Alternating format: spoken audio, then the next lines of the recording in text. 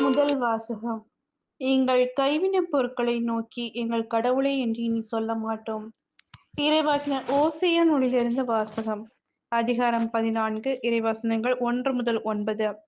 ஆண்டவர் கூறியது: இஸ்ரவேலே, உன் கடவுளாகிய ஆண்டவரிடம் திரும்பி வா. நீ உன் தீச்செயலால் வீழ்ச்சியுற்றாய். இம்மொழிகளை ஏந்தி ஆண்டவரிடம் திரும்பி வந்து இவ்வாறு சொல்லுங்கள்: தீவினை அனைத்தையும் அகற்றியருளும், நன்மையானதை ஏற்றுக்கொள்ளும். நாங்கள் எங்கள் வாய்மொழியாம் கனிகளை உமக்கு அளிப்போம். அசீரியர் எங்களை விடுவிக்க மாட்டார்கள். குதிரை மேல் நாங்கள் ஏற மாட்டோம். எங்கள் கைவினைப் பொருட்களை நோக்கி இனி எங்கள் கடவுளே என்று சொல்ல மாட்டோம். திக்கற்றவன் உம்மிடத்தில் பரிவைப் பெறுகிறான் எனச் சொல்லுங்கள். அவர்களுடைய பற்றையுறுதியின்மையை நான் குணமாக்குவேன்.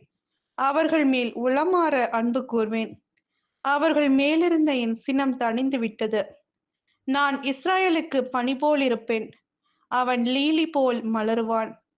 லெபனோனின் மரம் போல் வேரூன்றி நிற்பான். அவனுடைய கிளைகள் விரிந்து பரவும். அவன் பொலிவு ஒலிவ மரம் போல் இருக்கும். லெபனோனைப் போல் அவன் நறுமணம் பரப்புவான்.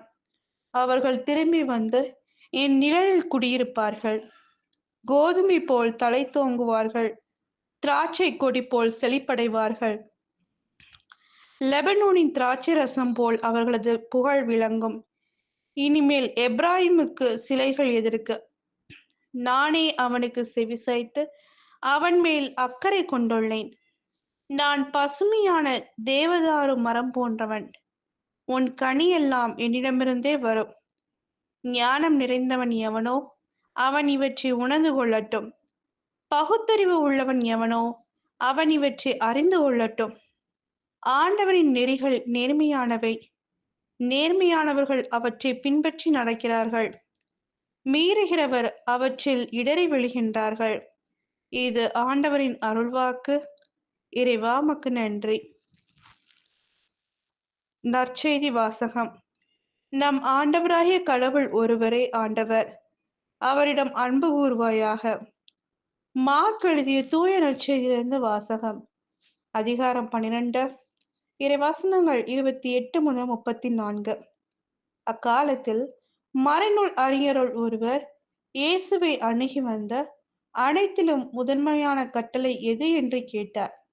அதற்கு இயேசு, இஸ்ரவேலே கேள், நம் ஆண்டவராகிய கடவுள் ஒருவரே ஆண்டவர். உன் முழு இதயத்தோடும் முழு உள்ளத்தோடும் முழு மனத்தோடும் முழு ஆற்றலோடும் உன் ஆண்டவராகிய கடவுளிடம் அன்பு கூர்வாயாக என்பது முதன்மையான கட்டளை. உன் மீது நீ அன்பு கூர்வது போல் உனக்கு அடுத்திருப்பவர் மீதும் அன்பு கூர்வாயாக என்பது இரண்டாவது கட்டளை. இவற்றை விட மேலான கட்டளை வேறு எதுவும் இல்லை என்றார். அதற்கு மறைநூல் அறிஞர் அவரிடம், நன்று போதகரே, கடவுள் ஒருவரே, அவரைத் தவிர வேறொரு கடவுள் இல்லை என்று நீர் கூறியது உண்மையே. அவரிடம் முழு இதயத்தோடும் முழு அறிவோடும் முழு ஆற்றலோடும் அன்பு செலுத்துவதும், தன்னிடம் அன்பு கொள்வது போல் அடுத்திருப்பவரிடம் அன்பு செலுத்துவதும் எரிபலிகளையும் வேறு பலிகளையும் விட மேலானது என்று கூறினார்.